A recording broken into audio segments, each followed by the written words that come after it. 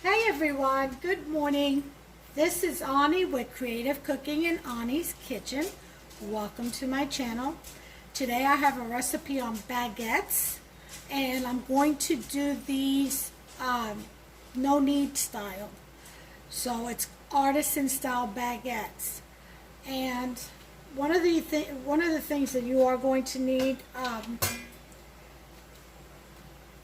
is the baguette molding sheet.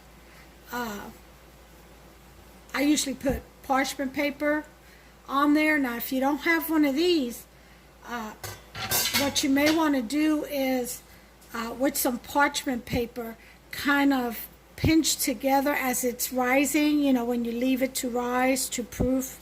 Once you shaped it, you may want to pin together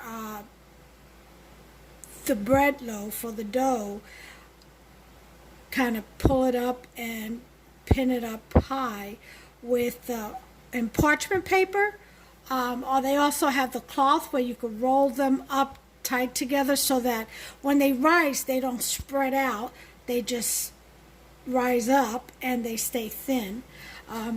Okay, the amount of dough that you use to roll out a baguette matters also in that respect.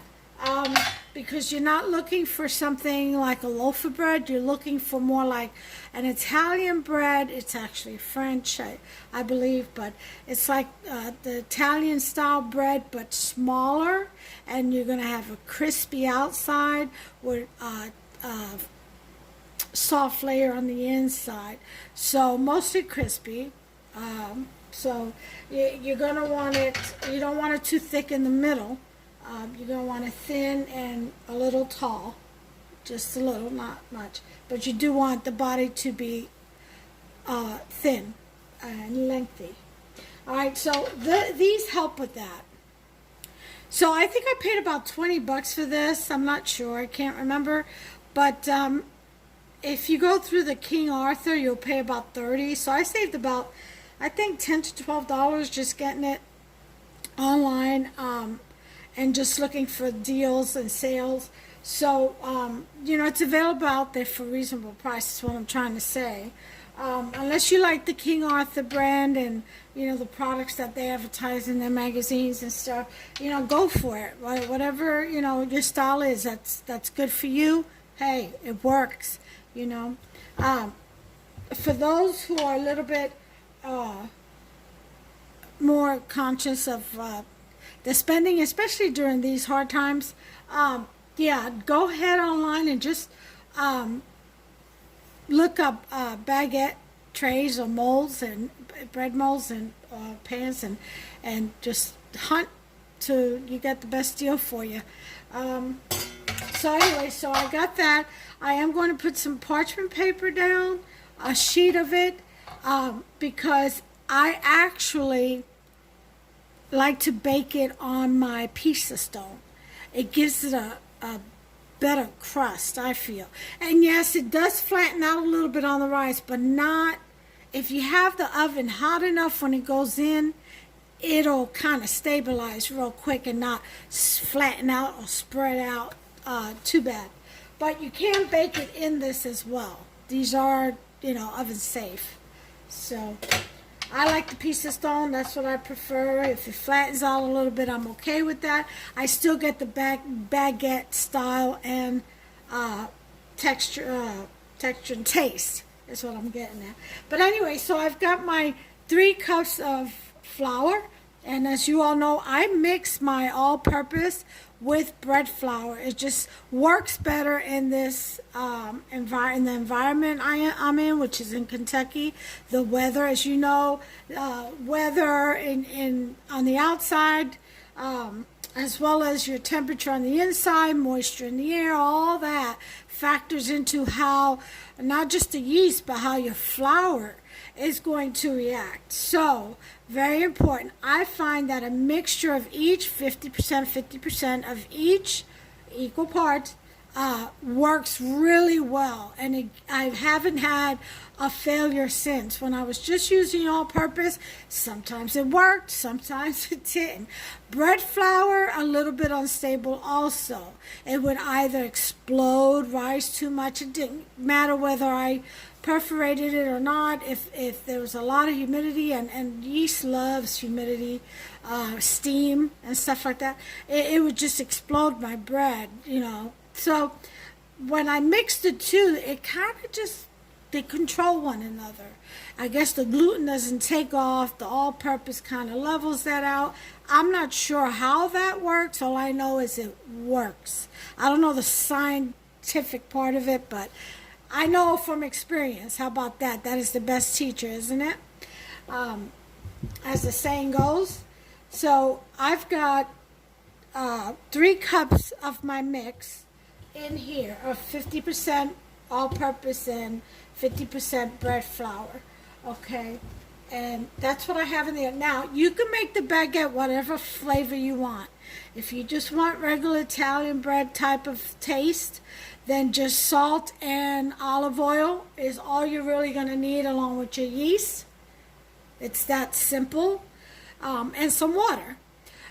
But Hubster likes the garlic, onion, basil mix that I make.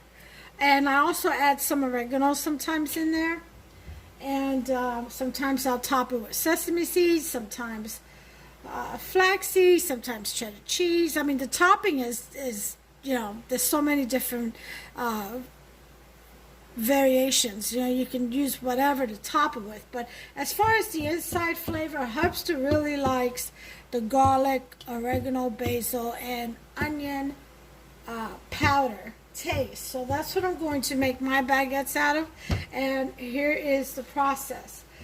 I'm going to take this 3 cups. So here's my onion powder. And a tablespoon is fine or less. It just depends on how much you like of it. Okay. Then there's the garlic powder. The same. I usually put a tablespoon. I know it sounds like a lot. Okay.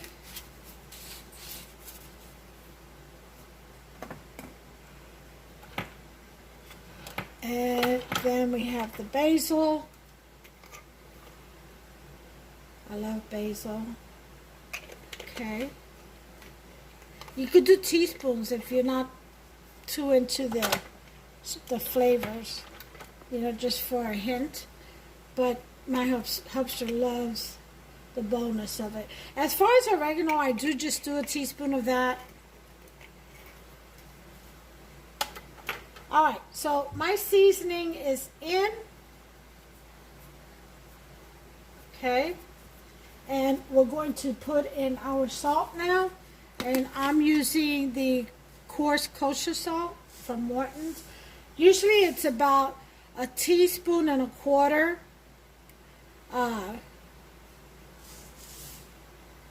For 3 cups. Okay, I'm going to put in about a teaspoon of kosher salt. I feel this is salty for some reason. Some people say it isn't. Some people say that table salt is saltier than coarse, but I disagree with that from experience. Now, along with that, we're going to add a tablespoon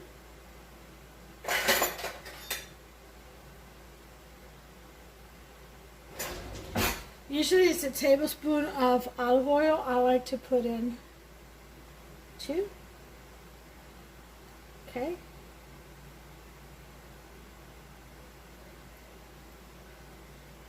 And I like to put everything on one corner, as you can see, right on top, because on this side, we're going to put the yeast. Okay.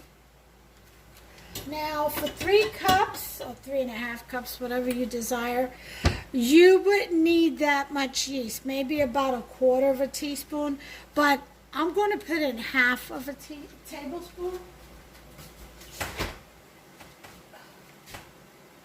So let me get my yeast.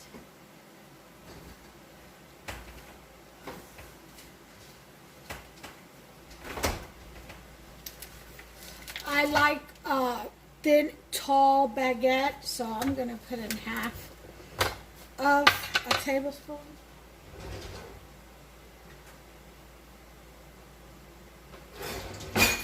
Here's half a tablespoon measuring spoon, so it's my yeast. Put that right there. And something for the yeast to feast on.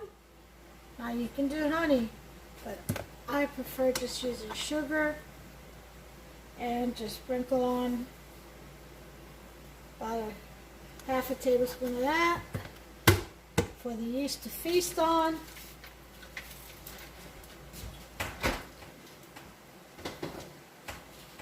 And then we're going to add about 1.25 cups of water with a temperature between 105 and 115. I think that 110 is perfect. My water comes out at about between 112 and 115, depends on how long it's been running. So it's ideal for the bread making. Why should the water be between that temperature? It's because anything below 105, it has to be warm enough to activate the yeast. And anything above, let's say 120, I would say can kill your yeast. Along with direct salt on yeast, it can kill your yeast. It's best, I say it's best to stay within the safe range of between 110 is perfect, but between 110 and 115 is the range that I would go for. So this is 1.25 cups of milk, water, warm water, and sometimes you will have to add additional, just depends on how your flour is acting that day, I'm telling you. Flour can be very temperamental. So we pour in our water, and we take a wooden spoon, always a wooden spoon, and the stick part of it is what you can use to kind of just bring that mixture together. All the spices, the water, the oil, the yeast, everything comes together. And you'll get like a shaggy type of dough, and that's what you're looking for.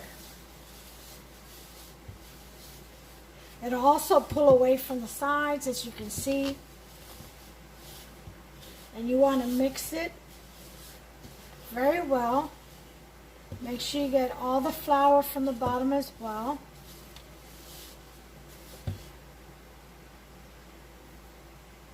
This is nice. It's not too dry. It's nice and moist.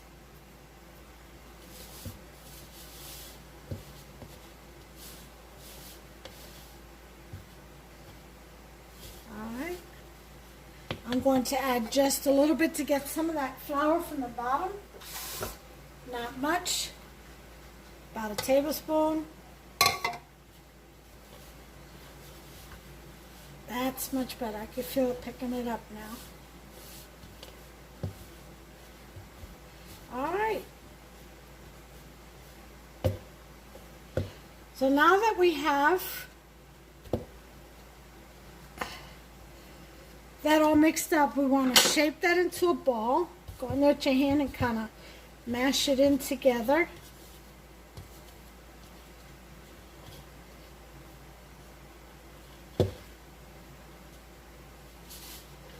Got to bring in all that stuff from the bottom. Okay.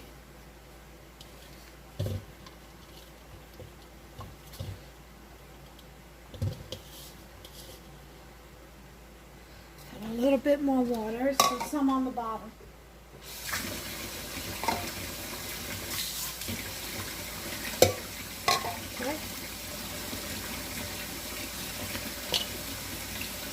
There we go.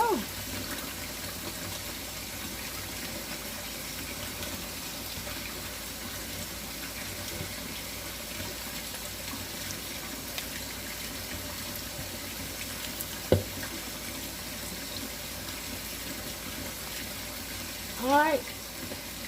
Now we're going to want to make a ball.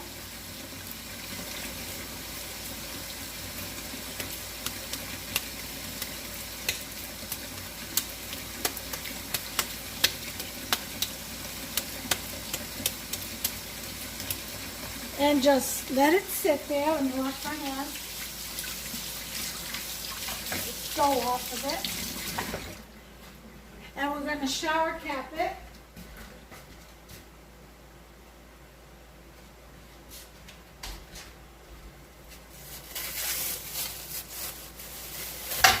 Now, I have an oven that actually has a proof bread setting. So I'm going to put mine in the oven under bread proofing setting with some water at the bottom of the pan. There's the proofing setting. There's the button right here. So I turned it on, and now I'm going to add water to the bottom.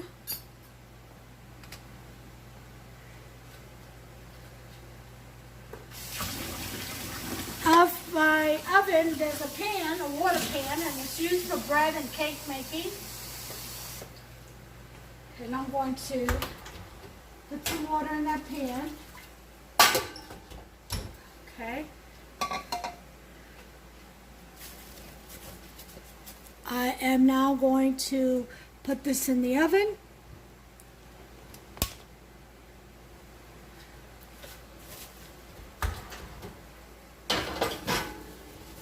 The middle rack, and I'm going to time it for 4 hours. Okay, now if you don't have bread proofing setting on your stove, what you can do is you can, as you're preparing the dough, you can go ahead and heat your oven to like 280, and then once it heats up, turn it off. By then your bread, the dough, you'll be done with making your dough, and just sit it in there and leave it in there covered with a towel or oven proof tea cloth, and because the oven's not going to stay on, you just got the residual heat from it having been on, and then you just sit it in there covered. It nice, it likes a nice warm place, in other words. On top of the refrigerator, also nice. But you want to sit it on some kind of a towel or something so it doesn't get the coldness from the steel of the refrigerator. On top of the stove is fine. Again, you want to wrap it up in a towel so it can stay warm. The yeasty beasties love warmth and moisture. Okay, they perform better that way in that type of environment. Okay, in the meantime, I'm going to get a piece of parchment paper and line up my bread pan, my baguette bread pan, and just have it ready for when the 4 hours is up. I can go ahead and then shape into my loaves and just place it on the bread pan, and then I'll cover it, let it rise for half an hour, and then from there I'll just slide the whole thing onto my pizza stone and bake it at about 450 is best, but I usually do 400 at 30 minutes. So, but we'll go through that process as we get to it. Right now we've got 4 hours to wait, and for that natural proofing to take place, or kneading rather to take place, and we'll come back after that. Okay, everyone, it's been 4 hours. Actually, it's been a little longer than that. Kind of got involved in a conversation with helps when he came home from work. So, anyway, here it is. I just took it out. See that? And I'll turn my proofer off, and I'm going to turn my oven on as soon as it lets me. thing is temperamental. To 400.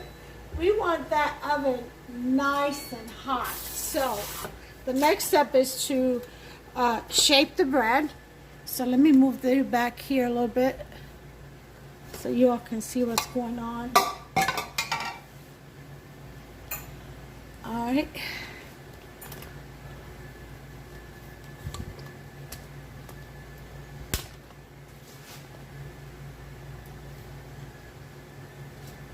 Okay.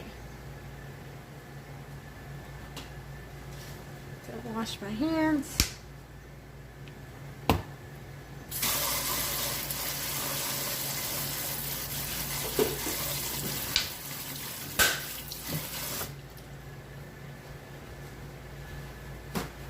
As y'all can see, it has risen beautifully. And this is the way the dough kneads itself naturally. All it takes is time. Mother Nature does the rest. So 4 hours. Some people leave it till the next day. 12 hours. 4 hours for me is perfect for what I need. So the next thing you're going to do, and you can wear gloves if you want to, when it comes to making breads, nothing better than your bare hands because it's therapeutic. Get your fingers in there. Alright, so you're going to need some flour, extra flour, and you're going to want to put some flour all the way around the edge. It'll help detach from the bowl better. Also, oil or water in your hands helps it not to stick to your hands. That's another thing you can use. Alright, so we can put flour down.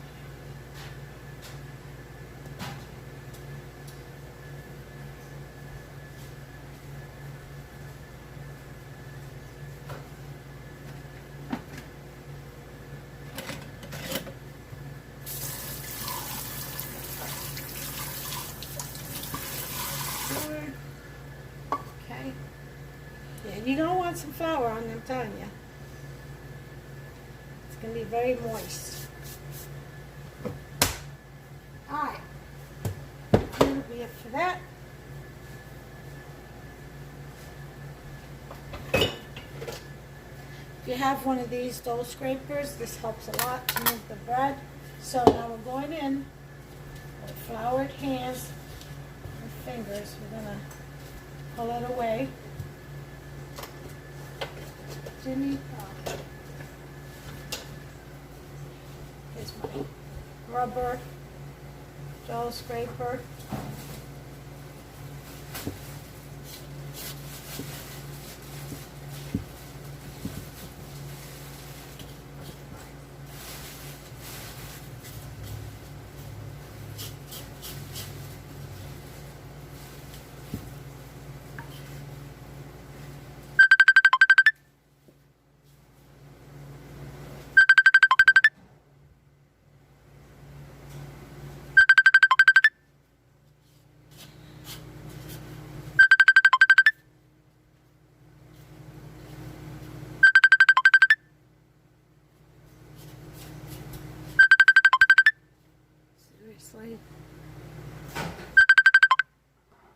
Sorry about that. I'll have to call them back.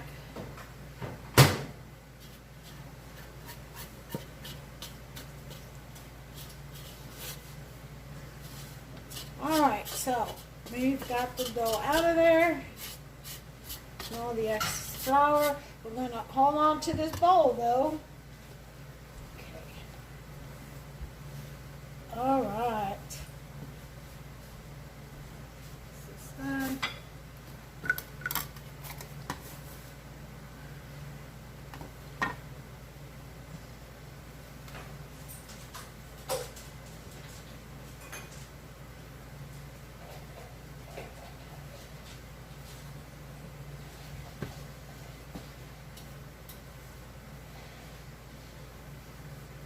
Okay. So now you can make it into a nice round ball and then cut it into, I like to kind of make mine a rectangle and then slice it in half. Okay.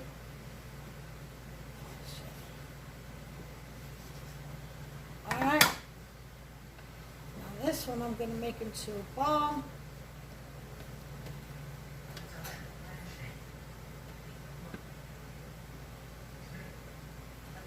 And put it back in here. And cover it up so it doesn't dry out while I deal with this one. Okay.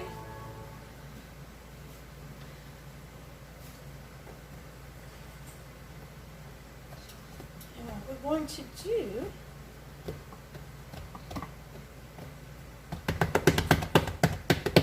get whatever air bubbles out of it. The following is intended only for mature audiences. Viewer discretion advised. David. Thank you.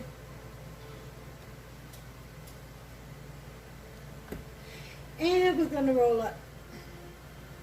Just like so.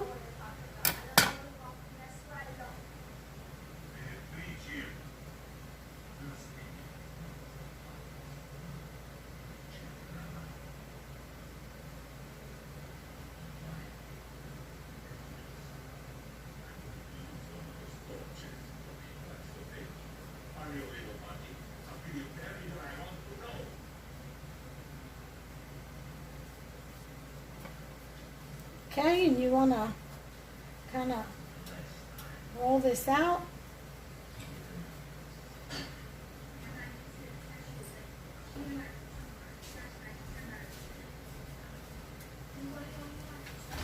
Then we're going to put it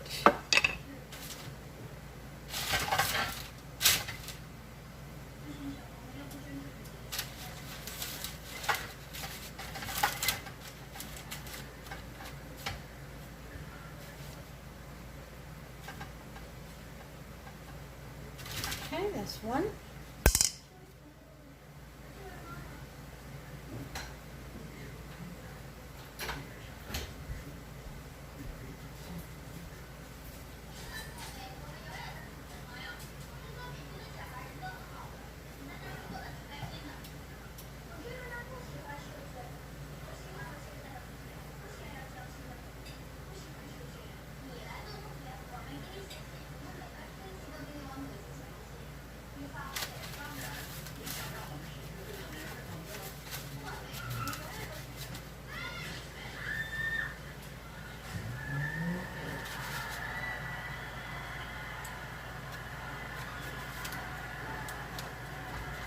Okay, and that is 2.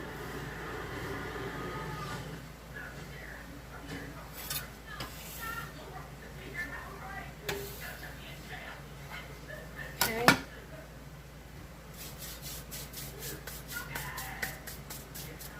We're going to leave that one in there until these are done, and I'll do those 2. But for the video's sake, here's 2 baguettes. Okay. The length of the baguette piece. And so now what we're going to do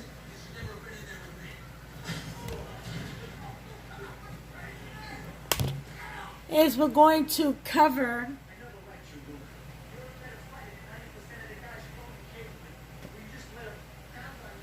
the pan, the loaves, rather, the baguettes, with a tea cloth.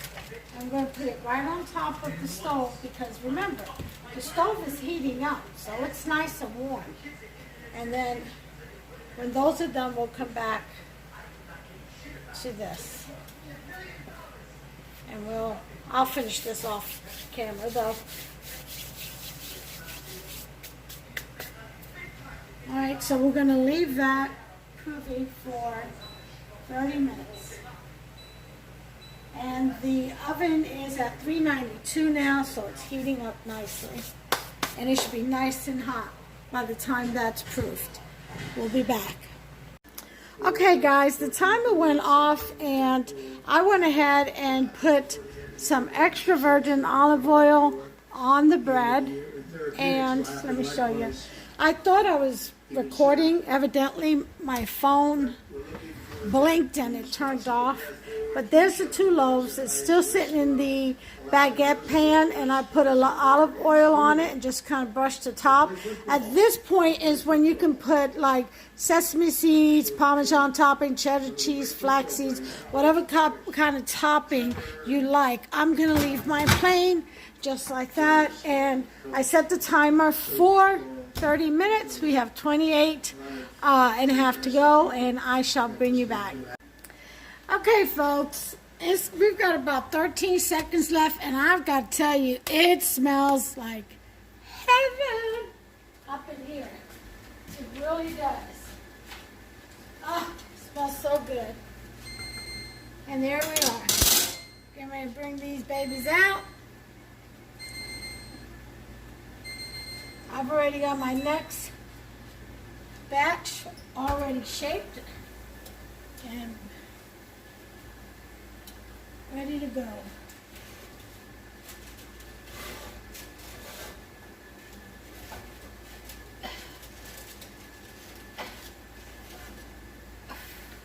Ooh-wee.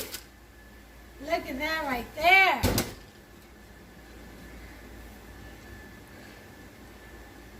Isn't that just lovely? Look. They are darker than what they look like under this light. It's a nice golden brown, golden color. Alright, let's see if this light will help it any. Yeah, you see a little golden in there. Alright, so we're going to remove the breads from the pan and let them cool off on their own. Okay? We're going to leave the oven on and we're going to wait till that pan cools off and before we throw in the next batch. So let's do 30 minutes. And that's for my purpose. This is still very, very hot. We're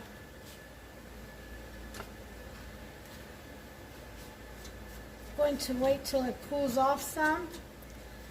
Okay, just brush some of that extra flour off.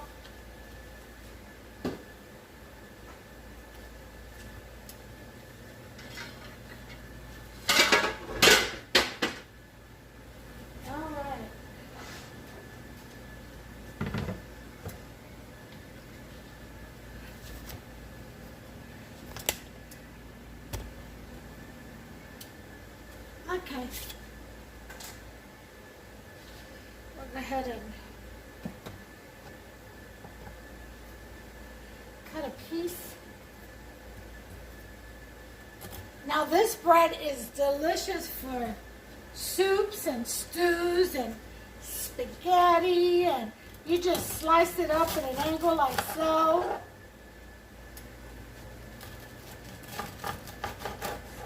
See? Very hot. You still see the steam coming off of it. Ooh, look at that steam.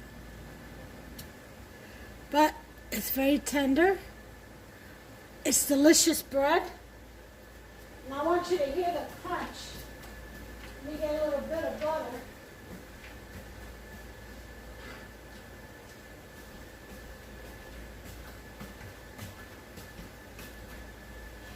Get a little bit of butter here.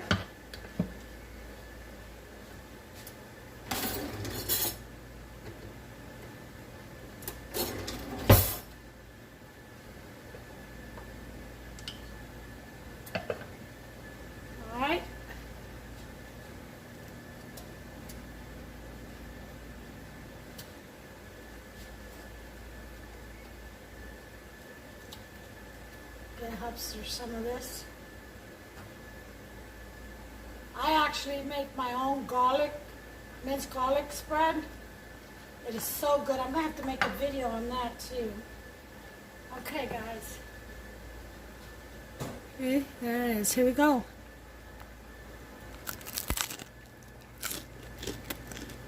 Mmm. Mmm. Mm-mm-mm. Oh, this is so good. Mm. Mm-mm-mm. Mm. That a piece?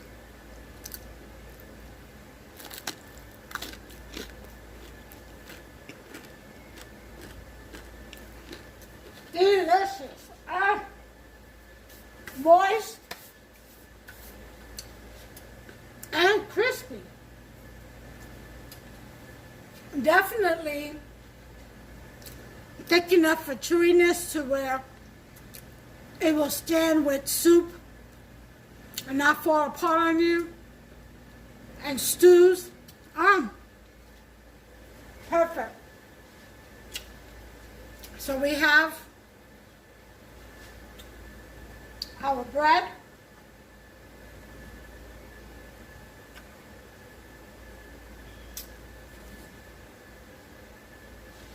and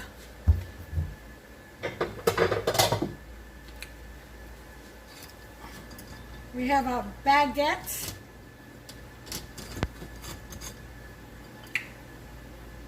and that was so good. Yum. Take a picture of that. Ladies and gentlemen, it took 30 minutes in the oven at 400. After half an hour proofing, once it was shaped, we threw it in the oven for 30 minutes at 400. A preheated oven, remember, it has to be preheated. It cannot be a cold rise. It has to be preheated. But there you have it, folks. There's the baguette. This is just like so delicious. Let me see if I can put it diagonally. Or like this. Oh yeah, that looks good. That's going to be... Isn't that beautiful? Look at that bread. Oh, that crispiness. Oh yeah. Beautiful. Alright, until the next recipe, you all take care of yourselves and one another. God bless. Don't forget to give me a like, hit that poke and subscribe, and ding ding, ring that notification bell. That way you'll be notified every time I upload every one of my amazing, delicious, and easy to follow recipes. Take care, y'all.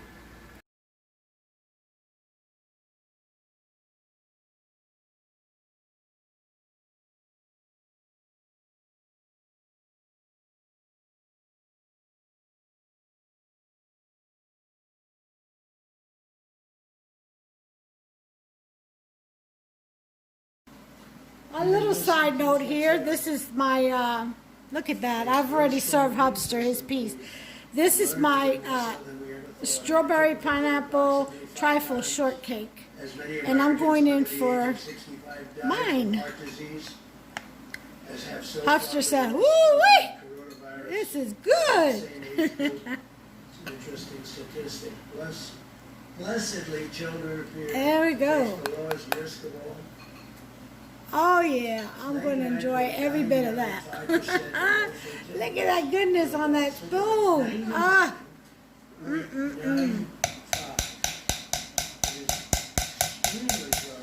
All right. Of all fatalities are adults. Children often have only mild symptoms, and medical complications are incredibly rare. Very Lord have rare. mercy. Look at that Those deliciousness. that do face complications often have underlying medical I conditions. got to try In some. each of the last 5 years, the flu resulted in more deaths of those under 18 I'm going in. States than have been lost thus far to coronavirus by far. The flu does kill young people. See that? Given these considerations, we believe many school districts can now reopen safely, provided they Ah. implement mitigation measures, health protocols to protect families, Oh, protect teachers, and protect students. oh my, the creaminess of it all. It's like a dream. Ah, delicious. You all better make you some. Look up that recipe on my channel. Make yourself some. It's not hard. It's delicious.